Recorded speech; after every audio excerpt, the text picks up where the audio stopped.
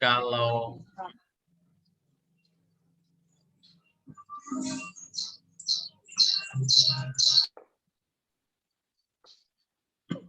kenapa saya sampaikan bahwa ini lebih pada persoalan yang sangat politis, karena memang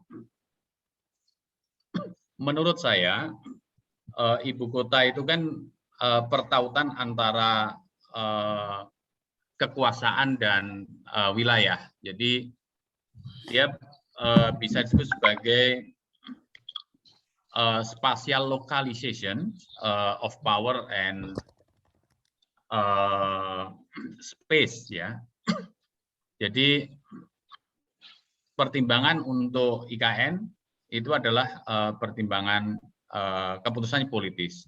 Tetapi yang menarik adalah ketika kita mendengarkan wacana terkait dengan pembangunan IKN, ini yang ditonjolkan adalah argumentasi atau reason ekonomi.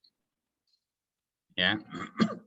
Jadi argumentasi ekonomi yang disampaikan bahwa kita harus melakukan relokasi ibu kota.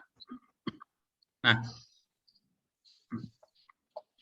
beberapa hal yang disampaikan adalah bahwa tentu adalah ketidakmampuan ibu kota yang ada sekarang untuk mendukung fungsi-fungsi dari capital city. Ini sebenarnya bisa menjadi satu, menurut saya harusnya diperdebatkan dengan lebih dalam, ya, diperdebatkan dengan lebih dalam.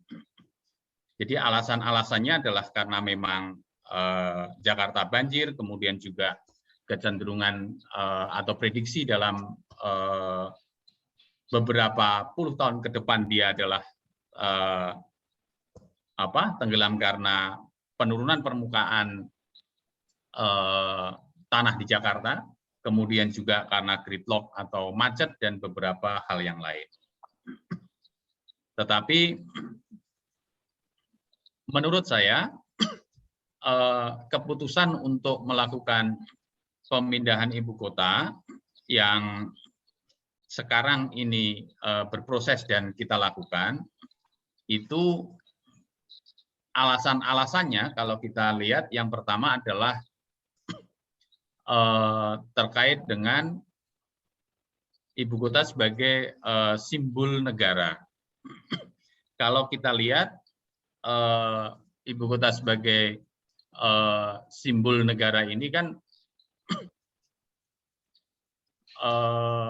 sesuatu hal yang memang harusnya mencerminkan itu, ya. Dan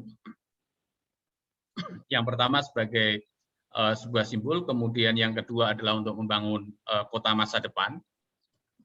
Jadi kota masa depan ini karena memang perkembangan ilmu pengetahuan dan teknologi, misalkan kita membangun smart forest city, ini yang akan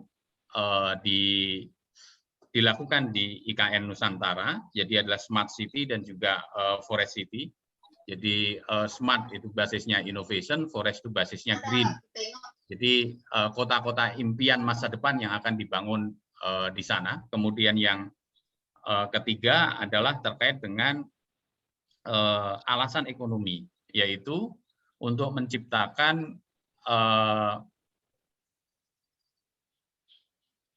growthful ekonomi atau mungkin untuk memindahkan center of gravity dari economic development serta melakukan pemerataan atau rebalancing.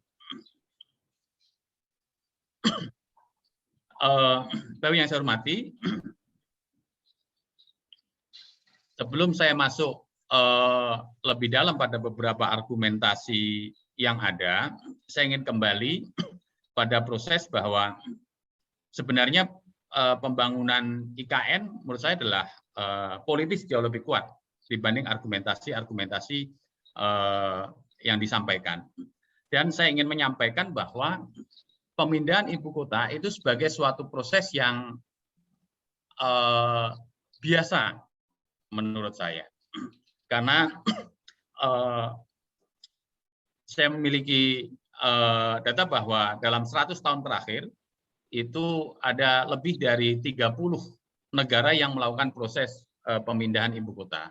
Jadi artinya kalau kita rata-rata ya sekitar 3,5 tahun ada ibu kota dipindah. Kalau 100 dibagi 33. Jadi bukan sesuatu yang sangat istimewa, ya. Pada kalau kita lihat dari historical atau data sejarahnya.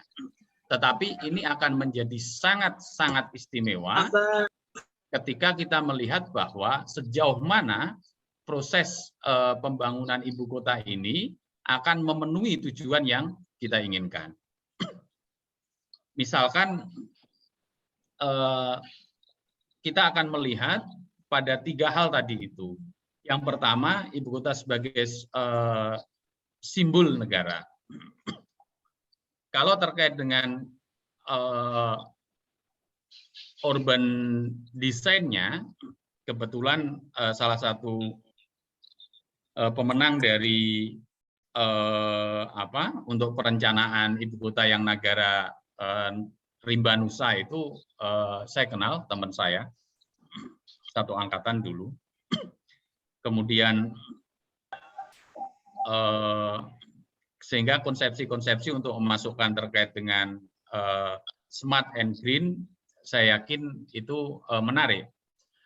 Kemudian terkait misalkan sebagai sebuah simbol, tentu dia harus melambangkan ada proses integrasi, mungkin juga budaya, atau mungkin juga proses dari nation building dan sebagainya. Contoh yang paling menarik adalah misalkan ketika Istana Negara ini berbentuk kasarnya kan dia sebagai Garuda ya, atau Jatayu, dan dikerjakan oleh pematung Nyoman Nuarte. Dan ini yang harusnya juga bisa menjadi satu narasi ataupun juga satu perbincangan yang harusnya lebih dalam. Kemudian kita pun juga akan melihat misalkan sebagai sebuah negara yang memang religius, hampir 100% adalah beragama dan 90% adalah Islam, di mana itu nanti akan misalkan dapat terwakili dari ibu kota yang ada. Kalau kita melihat misalkan Jakarta punya Istiqlal, kemudian juga ada katedral dan sebagainya. Tentu ini sudah difikirkan ada plotting-plotting lokasinya. Tetapi itu menjadi sesuatu yang sebenarnya menarik untuk kita perbincangkan lebih dalam. Kemudian yang berikutnya, kalau kita lihat sebenarnya, karena ini adalah proses politik, proses penyusunan dari Undang-Undang IKN, ini kalau kita mau jujur berlangsung dengan sangat cepat. Ya, cuma beberapa kali rapat, jadi RDP, kemudian juga memang pansus bekerja dan sebagainya. Secara mekanisme proses pembuatan undang-undang semua dilaksanakan, ya. Tetapi memang prosesnya saya nilai termasuk pembentukan undang-undang yang sangat cepat. Dan ini menurut saya juga yang membuat bahwa proses perdebatan terkait dengan IKN ini mungkin kurang mendominasi, ya, kurang mendominasi.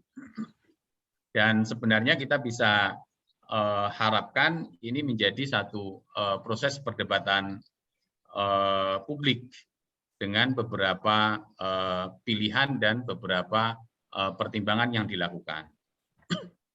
Nah, sehingga kalau misalkan saya melihat bahwa proses yang cepat kemudian juga tidak pernah disampaikan ketika pada janji-janji capres, ini memang sebagai sebuah strategi dan itu sah saja. Karena tadi ini memang sebagai sebuah keputusan politik, ya. Jadi kalau misalkan ada planning yang ingin memberikan sebuah legacy politik, itu sah saja menurut saya. Itu sah saja. Pertanyaannya sekarang adalah seberapa kuat, ya kan, pemindahan ibu kota itu memang akan menyelesaikan persoalan-persoalan yang dihadapi dan juga untuk memudahkan mewujudkan Indonesia yang maju, yang sejahtera, yang adil dan beradab ke depan. Ini yang harus dilakukan pendalaman dengan lebih baik.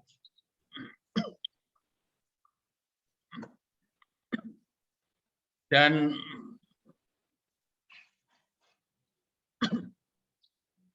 kalau kita lihat ada hal yang mungkin kurang menjadi satu penekanan baik di undang-undang maupun di diskos yang ada terkait dengan pemindahan IKN.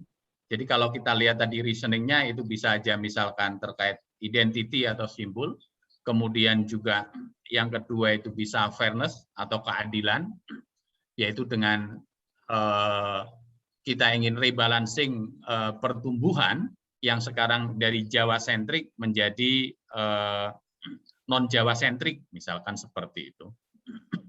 Kemudian beberapa alasan ekonomi yang lain. Yang terakhir atau yang salah satu variabel yang menurut saya penting adalah sebenarnya terkait dengan security atau keamanan. Karena walau bagaimanapun kita melihat bahwa proses-proses pemindahan ibu kota salah satunya adalah pertimbangan security. Kalau kita lihat misalkan kita komparasi Jawa Nusantara dengan Jakarta, menurut saya secara security, secara keamanan lebih aman Jakarta. Bukan berarti bahwa kita tidak boleh pindah, artinya adalah itu akan membutuhkan strategi pembiayaan untuk pertahanan yang lebih besar dibanding Jakarta. Kenapa seperti itu? Yang pertama, kalau sama-sama menghadap laut, tetapi risikonya terkait dengan invasi dan sebagainya, Jakarta lebih aman. Jakarta dilewati oleh Sunda, Alki 1, ya, kemudian juga Laut Jawa lebih dangkal, kemudian secara pertahanan geografis dia ada pulau-pulau 1000, ya, sehingga ini sebagai sebuah strategi pertahanan yang lebih bagus untuk menangkal serangan dari laut. Kalaupun dari selatan, itu kan Jakarta di utara, ya, kemudian jauh sekali. Kalau kemudian di Kalimantan itu adalah Alki 2, kita lihat kalau Palung Sulawesi, Sumatera itu sangat dalam, ribuan kilometer.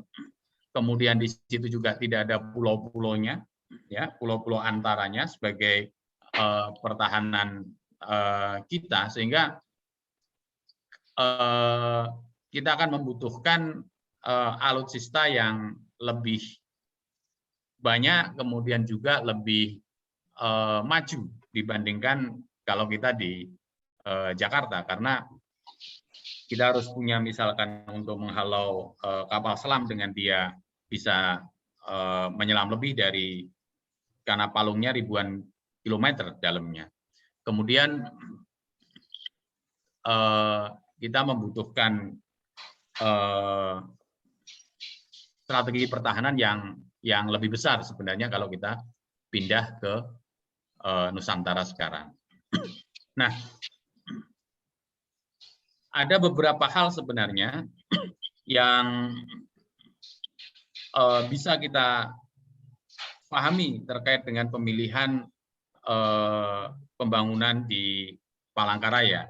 Yang paling rasional adalah pada spasial compromise. Jadi kompromi spasial, karena kita lihat bahwa Kalimantan memang terletak di tengah-tengah dari Indonesia, sehingga diharapkan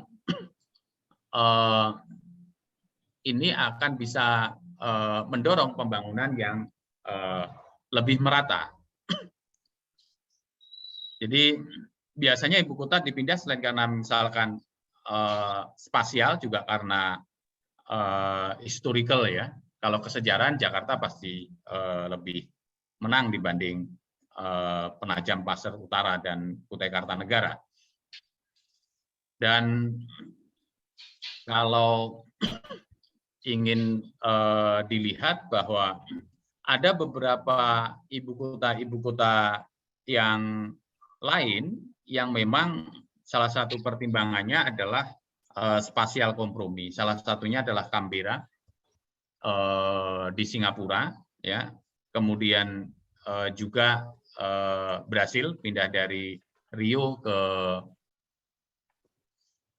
Brasilia, ya. Ini semua masuk lebih ke tengah seperti itu. Nah, saya ingin menyampaikan bahwa proses pemindahan ibu kota itu adalah lebih pada politik matters. Kemudian yang kedua, proses politik sudah dijalankan, tetapi diskurs ataupun wacana kurang terjadi intens dan mendalam. Ini bisa juga mungkin merupakan strategi pemerintah untuk melakukan itu, tetapi sebagai warga negara kita harusnya turut mencermati dan membahas ini dengan lebih dalam. Proses pemindahan ibu kota, proses yang wajar, hampir semua negara melakukan itu. Tetapi yang menjadi pertanyaan sebenarnya adalah pada timing of relocation of capital city. Jadi waktu pemindahannya, apakah tepat saat ini, ya kan, atau kapan? Seperti itu. Memang dalam undang-undangnya, Undang-Undang IKN dan juga semua proses pemindahan ibu kota, itu ibu kota bukan pemindahan ibu kota tidak hanya berlangsung dalam proses semalam, seperti Sangkuriang atau Bandung Bondowoso, tetapi rata-rata membutuhkan waktu 25 tahun, ya kan? Bahkan Washington DC kita catat dia pindah itu butuh waktu 130 tahun di Amerika. Dan kalau ingin dalam undang-undang itu ada 5 tahap. Jadi tahap pertama adalah tahun 2224.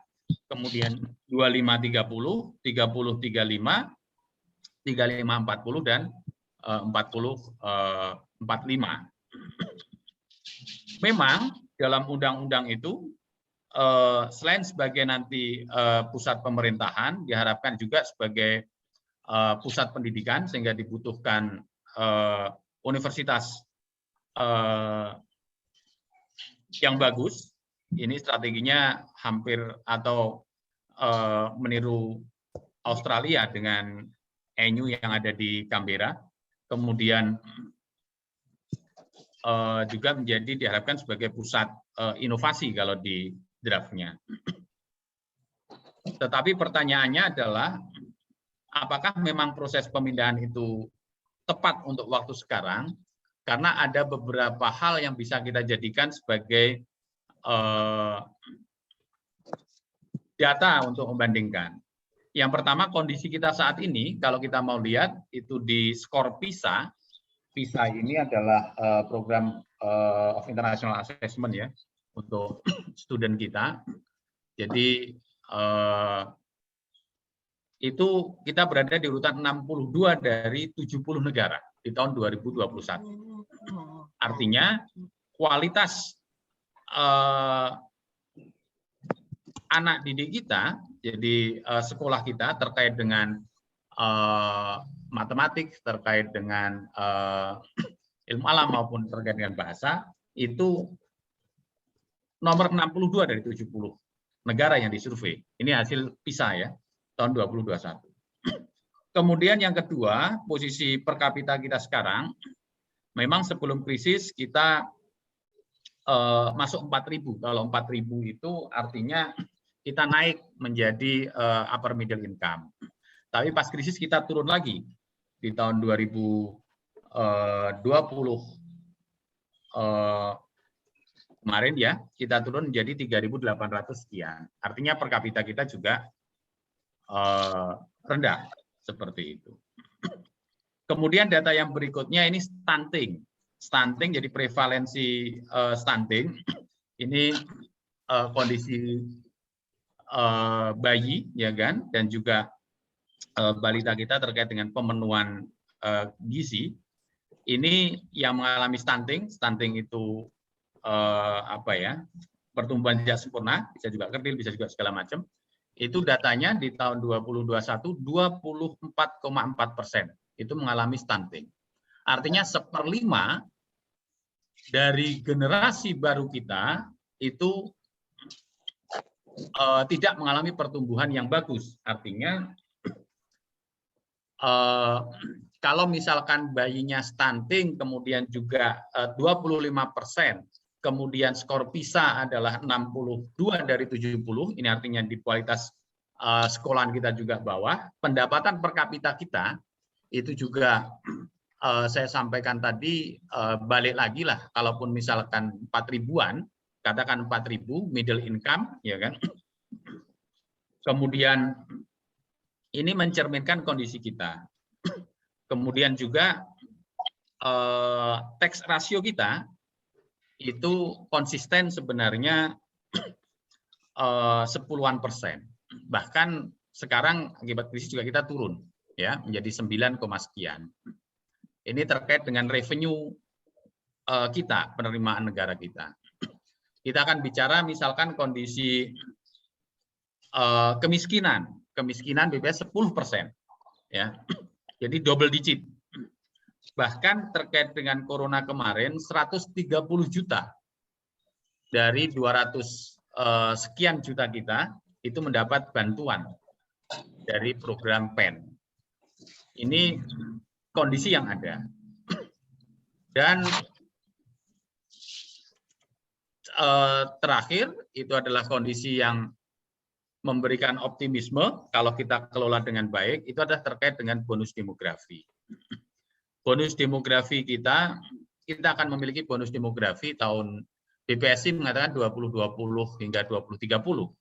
Artinya rasio ketergantungan kita di bawah 50%, jadi 0,44, artinya ini 100 orang hanya menanggung 44 orang. Dibanding misalkan ketika tahun 70-an itu adalah 0,87. Artinya apa? Semakin kecil rasio ketergantungan, ini semakin besar usia produktif dan angkatan kerja produktif kita 15 hingga 64 tahun itu lebih besar dibanding yang non produktif di atas 65 dan di bawah 14 tahun. Artinya semua orang ketika produktif revenue-nya ada, dia bisa melakukan saving sehingga terjadi capital accumulation. Nah, momentum bonus demografi dan jendela peluang ini harus dimaksimalkan betul agar kita bisa mencapai lompatan ya dari apa yang kita sebut sebagai jebakan middle income trap. Karena kita harus melihat di negara Amerika Latin, Brasil, Argentina itu salah satu yang menjadi kajian internasional bahwa dia terjebak pada jebakan negara berpenghasilan menengah. Dan Indonesia sangat berpeluang untuk itu. Sangat berpeluang untuk itu. Jadi terjadi middle income trap. Terlebih kalau kita lihat misalkan nanti mesin-mesin pertumbuhannya, misalkan kayak industri yang prosentasenya terhadap GDP semakin menurun, jadi industrialisasi kita cenderung menjadi tidak energized atau deindustrialization misalkan, kalau itu yang paling satirnya, karena mesin pertumbuhan kita itu kan pasti industrialisasi salah satunya. Kemudian yang berikutnya memang tahapan berikutnya adalah inovasi. Inovasi bergantung pada knowledge, pengetahuan, kualitas SDM. Bonus demografi kita, kalau kita kelola dengan baik, artinya akan menjadi defisit demografi, itu menjadi beban yang lebih berat.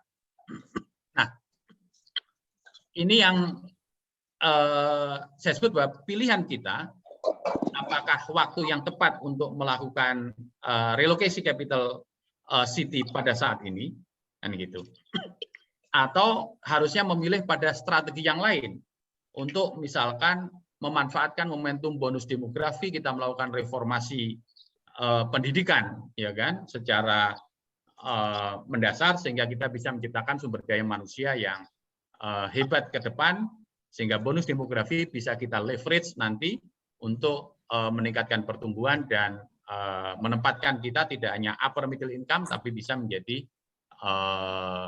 high income countries.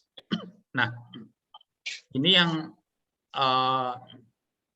sebenarnya menarik untuk kita perdalam, karena kalaupun kita melihat misalkan argumentasi yang diberikan pada pembangunan IKN ini, salah satunya adalah untuk menciptakan pertumbuhan ekonomi baru.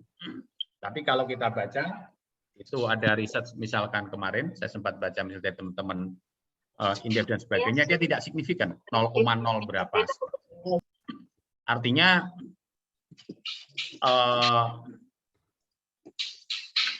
pertumbuhan ekonomi dengan pembangunan ibu kota itu tidak semanis ya mungkin yang akan dijanjikan.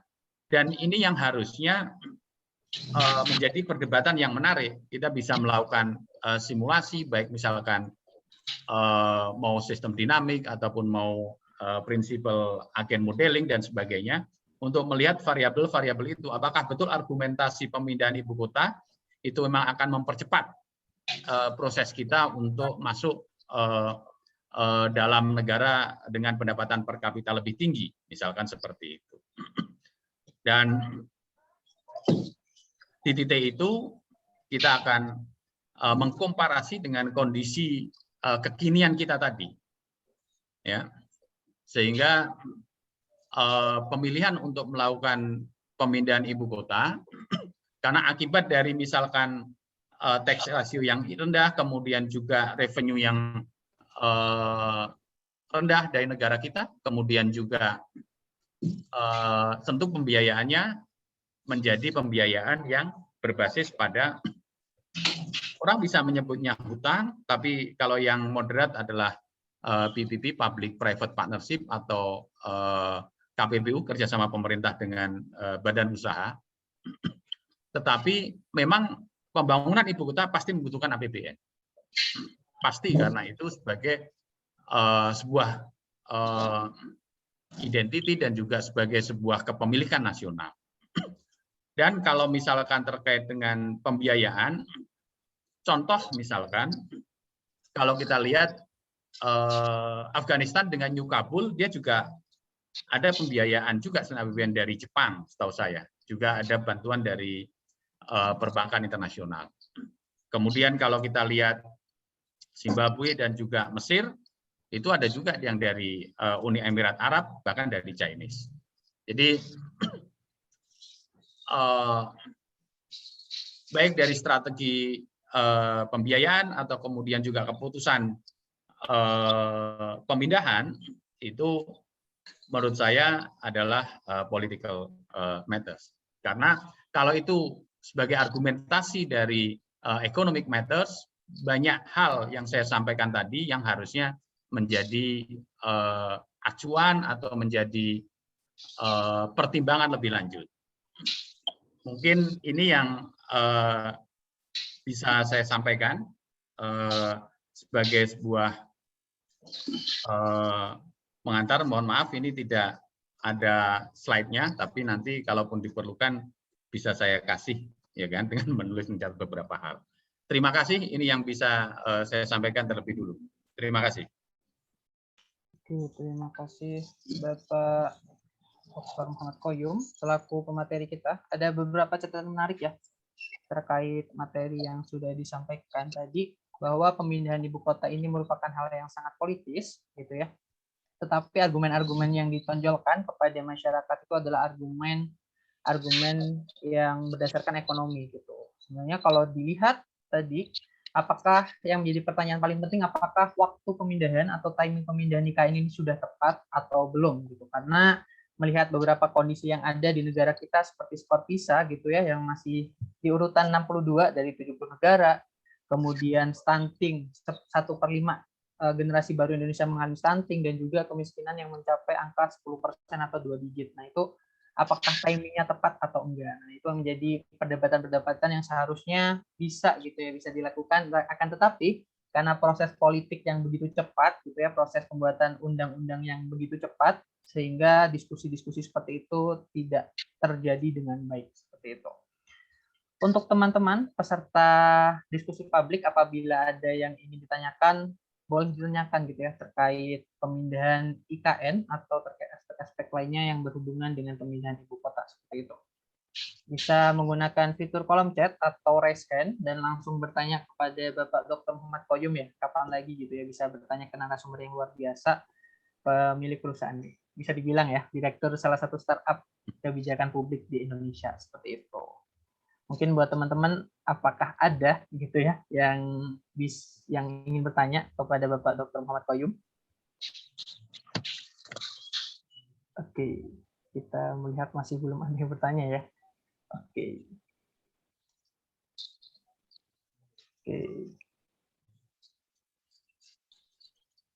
Oh, ada presentasi dari mahasiswa terlebih dahulu ternyata, Bapak Muhammad Koyum. Okay. Mohon maaf. Sebelum kita ke sesi tanya jawab ya, ada presentasi dari Fahrozi Reza yang merupakan perwakilan dari mahasiswa. Untuk Mas Fahrozi Reza, dipersilahkan. Oke, baik. Terima kasih Mas Denis selaku moderator atas kesempatannya. Sebelumnya suara saya tepat terdengar dengan jelas? Jelas. Oke.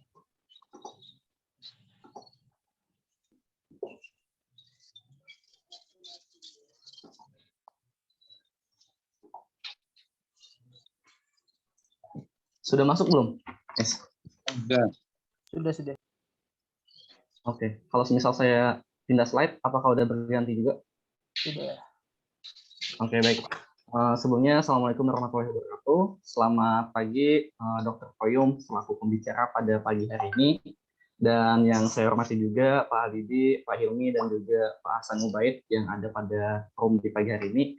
Dan perkenalkan, sebelumnya nama saya Fahrozi Reza. Di sini saya mewakili dari teman-teman kelas A6 ya, dari kelompok 10. Ada saya pribadi, Fahrozi Reza Rian, ada Chelsea Mustafa Azhara, dan juga ada Leo Agung Fernando.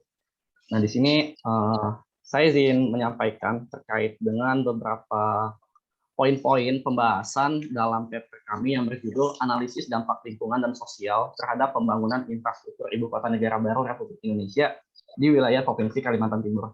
Nah, tadi sudah banyak juga teman-teman yang disampaikan oleh Dr. Koyum mengenai pemindahan ibu kota ini. Dan di sini mungkin saya izin menyampaikan beberapa poin-poin yang menjadi bahasan juga di kelompok kami.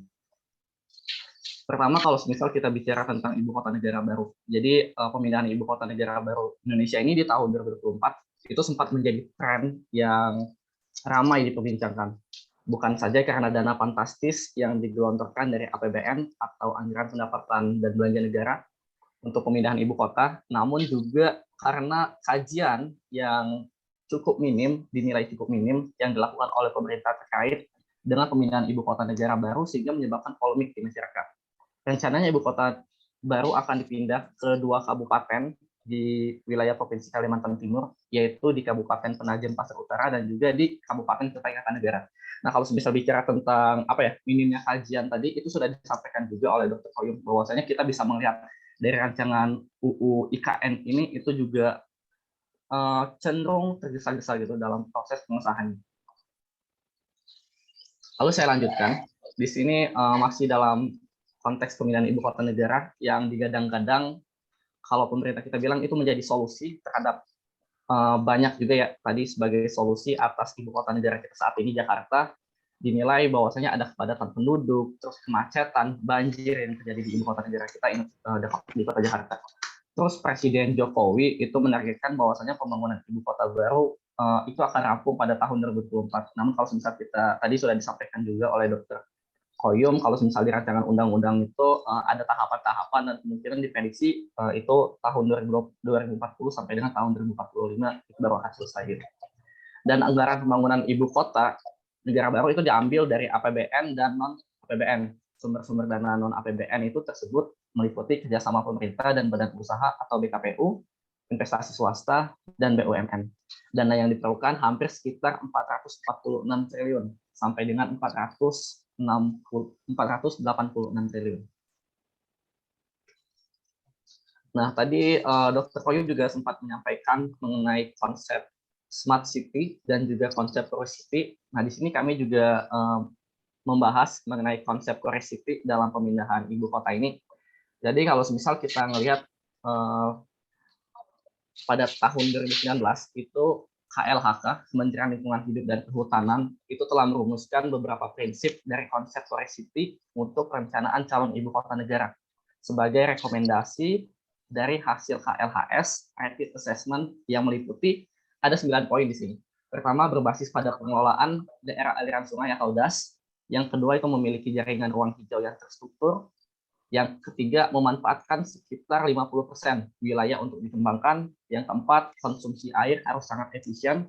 Yang kelima, beban pemenuhan konsumsi penduduk rendah. Yang keenam, memiliki kualitas udara yang baik dan suhu udara rata-rata sejuk. Yang ketujuh, memiliki kualitas air permukaan yang baik. 8, melindungi habitat satwa, dan juga 9 itu memiliki kualitas tutupan lahan yang baik. Nah, terus di sini sesuai dengan judul tadi ya, mengenai analisis dampak lingkungan dan juga dampak sosial. Kita masuk ke poin pembahasan di dampak lingkungan. Nah, sebelumnya kita coba lihat dulu kondisi topografi dari calon ibu kota atau ibu kota baru kita. Ya, ini di Provinsi Kalimantan Timur. Jadi, Kabupaten Penajam Pasar Utara itu memiliki sumber daya alam yang melimpah, meliputi perkebunan, pertanian, kehutanan, pertambangan, dan perikanan. Nah, dalam sektor ekonomi provinsi ini didominasi oleh minyak, gas bumi, pertanian, dan pertambangan. Itu untuk kondisi topografi yang ada di Kalimantan Timur. Nah, lalu masuk ke potensi dampak lingkungan. Jadi kalau misal bicara tentang potensi dampak lingkungan ini setidaknya ada 4. Pertama itu kita lihat dari sumber daya hutan, lalu sumber daya lahan, sumber daya mineral, dan juga sumber daya air. Nah, kalau misal sumber daya hutan, kita bisa melihat degradasi hutan di wilayah IKN. Jadi degradasi hutan itu ditunjukkan oleh menurunnya tutupan hutan, yang salah satunya disebabkan oleh adanya pemanfaatan lahan di dalam kawasan hutan untuk kegiatan non-kehutanan, seperti pertambangan, pemukiman, dan bahkan perkebunan. Nah, itu seringkali menyebabkan tumpang tindih perizinan konsesi hutan produksi di Tahura Bukit Suharto. Terus ada juga ancaman terhadap habitat satwa. Keberlangsungan satwa dan tumbuhan ini mulai terancam akibat adanya potensi degradasi habitat satwa. Selain itu juga terdapat beberapa kasus konflik satwa dengan manusia seperti teridentifikasi di daerah Teluk Balikpapan. Ada buaya, pesut, dan juga bekantan. Terus ada potensi emisi karbon dari pembukaan lahan berhutan. Pembangunan IKN ini membutuhkan lahan baru, terutama dalam pembangunan kota. Hal ini juga dapat berpeluang menciptakan konversi lahan dari kawasan hutan. Total emisi akibat pembangunan IKN di lahan seluas 56.000 hektar diperkirakan mencapai 2,4 juta ton CO2 ekuivalen yang bersumber dari hutan sekunder 29.000 ton CO2 ekuivalen dan hutan tanaman 154.000 ton CO2 ekuivalen.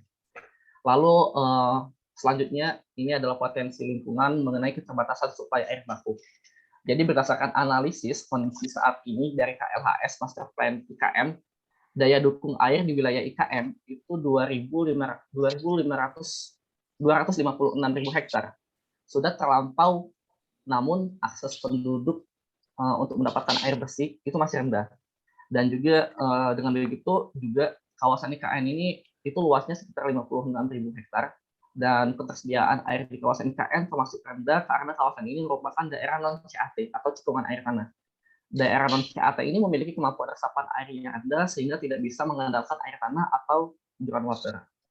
Itu untuk analisis mengenai dampak lingkungan dalam pembangunan IKN. Lalu selanjutnya masuk ke dampak sosial. Yang di sini kita melihat bahwasanya dampak sosial pertama terkait dengan masyarakat adat.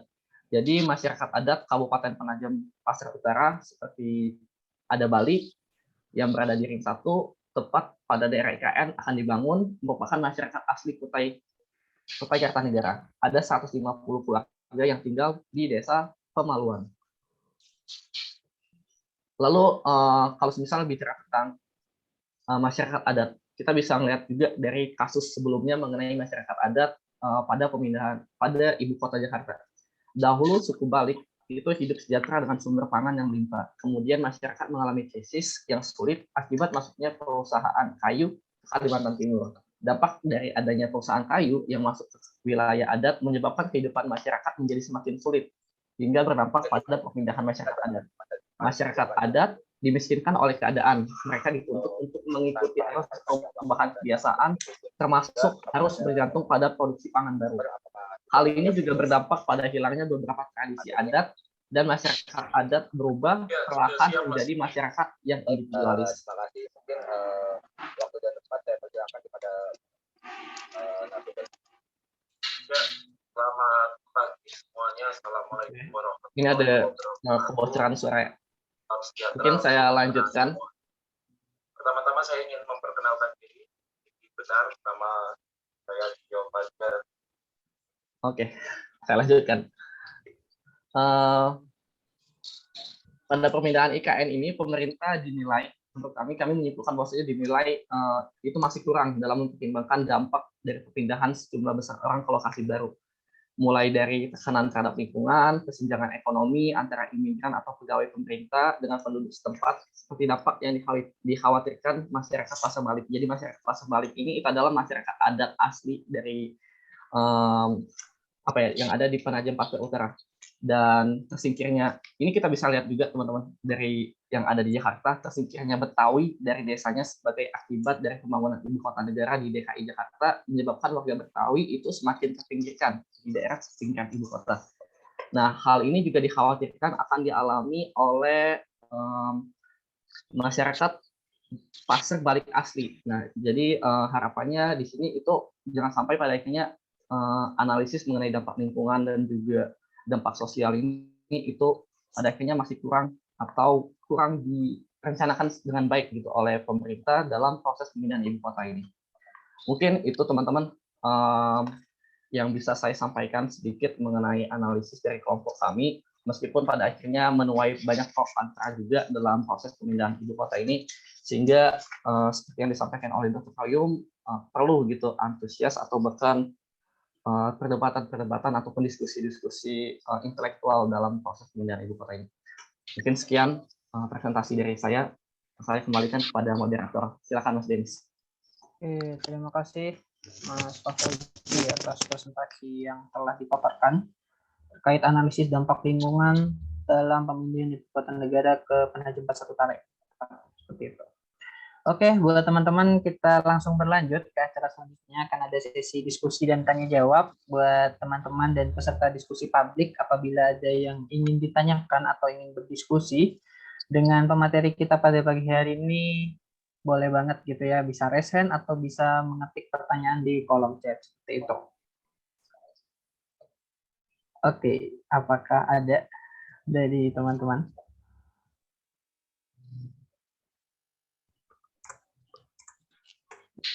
Sepertinya masih belum ada ya. Belum ada pertanyaan dari teman-teman. Oke.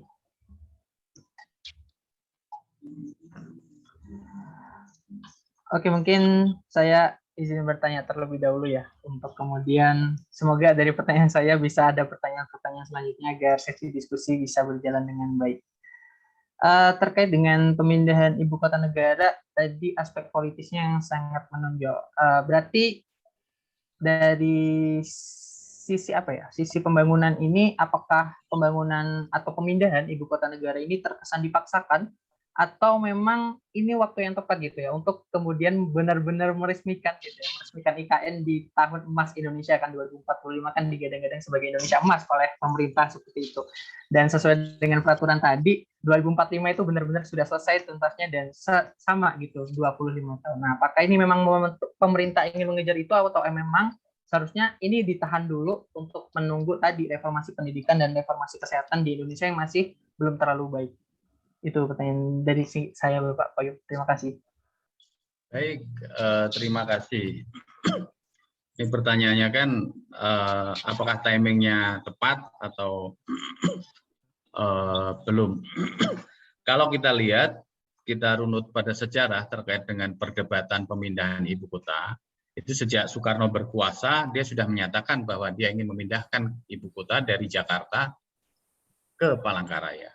Pertimbangannya tadi spasial kompromi, kemudian juga dia ingin membangun identiti bahwa Indonesia Merdeka membangun ibu kotanya. Jadi ibu kotanya tidak dibangun oleh kolonial seperti itu. Itu yang pertama. Yang kedua, perdebatan tentang pengen ibu kota itu terjadi lagi pada pemerintahan Soeharto. Kita melihat pada saat itu memang ekonomi kita jauh lebih stabil. Pertumbuhan kita rata-rata bisa kalau 8%, ya bahkan sempat 10% dan sebagainya. Sebagai salah satu negara yang sangat diperhitungkan di Asia seperti itu. Kemudian pemindahan ibu kotanya pada saat itu adalah dia di Jonggol. Jonggol ini cuma berjarak kira-kira dekat dengan Jakarta karena dia ada di dekat Bogor. Jadi strategi yang dilakukan adalah sama seperti strategi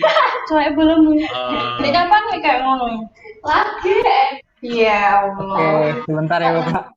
Oke, untuk Mbak Nafiah. Oke, sudah Bapak. Monggo bisa dilanjutkan. Dan strategi pemindahan ini yang sebenarnya diikuti oleh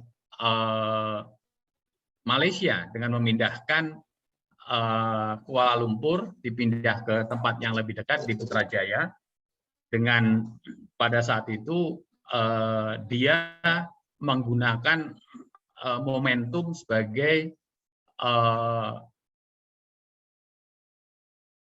buah dari revolusi informasi ya. Jadi pada saat itu ada semacam smart atau intelligent city seperti itu harapannya. Soeharto demikian kuatnya pemerintahan, tetapi juga tidak kunjung juga melakukan atau tidak berhasil melakukan pemindahan ibu kota. Ya, menurut saya sebenarnya momentum pada saat Presiden Soeharto itu salah satu momentum yang paling menurut saya ya paling mapan untuk dilakukan. Pada era Pak SBY juga sempat disinggung terkait dengan pemindahan ibu kota. Ya. Dan pemindahan ibu kota juga pindah di sekitar Bogor, tapi bukan Jonggol. Kan gitu kan, dekat-dekat situ. Tapi bukan Hambalang ya, yang jadi monumen itu bukan. Nah, wacana pemindahan ibu kota ini hampir terjadi pada setiap presiden yang ada. Ya. Tetapi yang menarik di tengah kepemimpinan Pak Jokowi, ya kan, dengan pertumbuhan ekonomi yang lebih rendah dibanding sebelum-sebelumnya, ya kan. Kemudian juga dengan kalau kita bicara jumlah hutang, persentase GDP juga mengalami kenaikan. Kemudian beberapa hal yang lain, kemudian juga ada pandemi COVID, ya kan. Tapi beliau bisa, ya kan, melakukan proses politik pemindahan ibu kota. Saya tidak ingin menyampaikan pas tidak pas, ya kan, karena pemindahan ibu kota ini memang politis seperti itu. Dia adalah politis. Tetapi memang sejarah mencatat dengan kondisi yang ada seperti ini, dengan problem-problem yang di kondisi yang saya sampaikan, baik PISA, baik kemiskinan, kemudian bonus demografi, kemudian tax ratio, industrialisasi, banyak hal problem-problem. Tetapi secara politik undang-undang IKN terjadi seperti ini. Nah, memang terkait dengan pemindahan ibu kota ini tidak ada rumus baku. Kapan dia harus memindahkan ibu kota? Apakah ketika dia sudah masuk misalkan di higher middle income, ya kan? Apakah ketika dia pertumbuhan tinggi dan sebagainya? Karena kalau yang saya sebut tadi misalkan seperti negara-negara baik Afghanistan, Mesir, ya kan, kemudian negara-negara di Afrika juga melakukan pemindahan ibu kota. Yang kita tahu bahwa mereka bisa jadi per kapitanya di bawah kita. Nah, sehingga bagi saya yang lebih penting adalah apakah proses pemindahan ibu kota itu benar-benar mampu menjadikan Indonesia lebih makmur dan sejahtera. Ya, apakah pemindahan ibu kota itu bisa juga mempercepat, ya kan, proses misalkan pembangunan karakter kebangsaan kita, kalaupun misalkan sekarang orang masih sisa-sisa kampret cebong kemarin, apakah itu akan berkurang misalkan dengan pembangunan ibu kota? Ini bercandanya ya.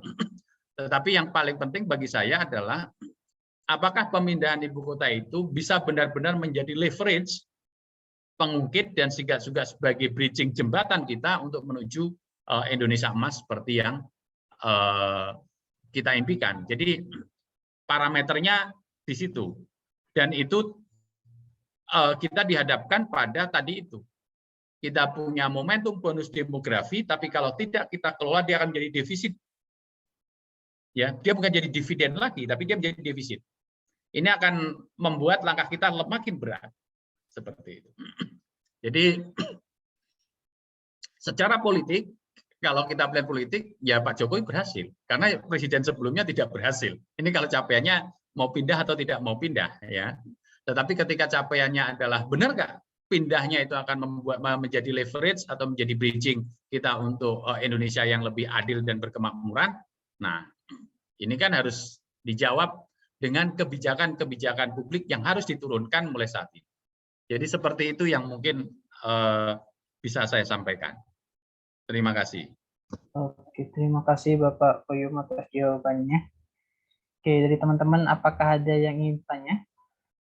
Boleh untuk present dan bisa mengajukan pertanyaan di kolom chat. Oke, dari Mas Vigo. Monggo, Mas Vigo, dan kemudian dilanjutkan dengan Mbak Nadila ya. Oke, baik, terima kasih moderator. Mungkin ini suara saya terdengar ya Mas Inis ya? Kedengaran. Oh ya, terima kasih Pak. Sebelumnya perkenalkan saya Vigo Mardiansyah dari mahasiswa ilmu politik angkatan tahun 2019. Sebelumnya terima kasih juga Pak Muhammad Bayu juga tentang penjelasan tentang perpindahan IKN ini relevan atau tidak. Maksudnya kan dengan tujuan perpindahan IKN ini kan menciptakan pertumbuhan ekonomi yang baru. Namun kalau misal dikaitkan dengan teori atau pembangunan tata kelola negara ini kan kalau dari World Bank itu pernah mendefinisikan atau dari good governance-nya dulu atau bentuk penyelenggaraan atau manajemen pembangunan yang solid, tanggung jawab sejalan dengan prinsip demokrasi dan pasar yang efisien, dan juga itu mencegah adanya korupsi baik secara politik maupun administratif, juga menjalankan disiplin anggaran serta penciptaan legal and political framework bagi tumbuhnya aktivitas usaha. Nah, ini kan harapan dari pemerintah kan menciptakan smart city, terus akhirnya nanti ada pembangunan berkelanjutan, nanti bisa dipakai di generasi selanjutnya, atau nanti bisa dapat momentum di tahun 2030 atau 2045 soal bonus demografi.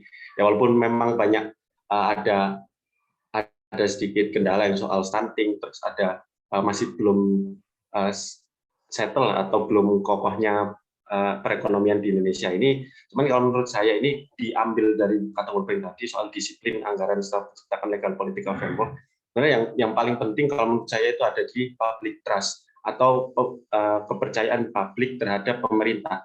Nah, walaupun nggak bisa dipungkiri juga ya kalau kita tarik ke belakang di zaman Pak Karno atau Pak Soeharto, memang soal public trust ini ya agak bias gitu. Cuman kalau di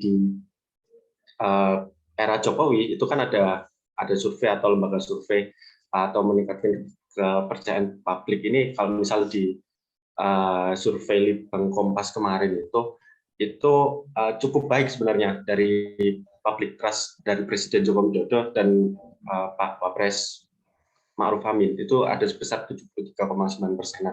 Nah, sebenarnya kalau memang sekarang ya untuk momentum sekarang ini kan soal proses perpindahan IKN. Nah, mungkin agak sulit juga kalau memang kita coba untuk kaji lebih dalam tentang perpindahan IKN, tapi ada di tahun 2030 atau 2045 mendatang. Nah, kalau memang ternyata public trust dari masyarakat ini sangat menurun, bahkan di trust ya atau tidak percaya sama sekali begitu Pak. Nah, ini justru malah perpindahan IKN ini malah makin memburuk. Nah, apakah kita harus mendahulukan public trust dulu atau di pemerintahan sekarang untuk generasi ke depan atau di tahun 2030-2045 ini udah maksudnya kayak diterusin aja, yang penting nanti bakal ada hasilnya atau outputnya seperti itu Pak. Apakah public trust ini menjadi patokan untuk perpindahan IKN seperti itu? Terima kasih Pak. Baik, terima kasih ya. Ini public trust survei terbaru dari indikator public trust-nya agak turun loh. Ya, kira-kira angkanya 60-an, mungkin 58 atau berapa. Ya, di indikator. Saya ingin kembali bahwa memang makanya tadi di awal saya katakan proses pemindahan ibu kota ini political matters menurut saya. Jadi dia bukan jadi economic matters atau apa, bukan. Dan kalau di political matters ya Pak Jokowi terbukti berani dan berhasil untuk melakukan proses pemindahan secara legalnya, ada undang-undangnya dan sebagainya. Tapi kan kita harus membacanya jauh lebih dalam, bahwa tujuan dari pemindahan apa itu jujur harus tercapai, seperti itu. Dan memang saya sebutkan tadi misalkan, kenapa wacana pemindahan ibu kota itu tidak menjadi bagian dari kampanye-kampanye yang kemarin dilakukan, karena menurut saya itu juga bagian dari strategi, ya, bagian dari strategi. Karena kalau kampanye sudah terjadi pro cons itu tidak menguntungkan. Yang penting secara politik, secara konstitusional itu dibenarkan seperti itu. Dan menurut saya memang tahapan pemindahan ibu kota, sekali lagi saya sampaikan, dia kan 25 sampai 50 bahkan sampai 100 tahun, ya kan.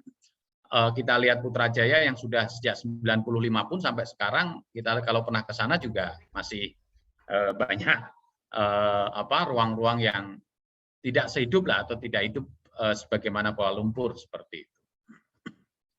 Nah,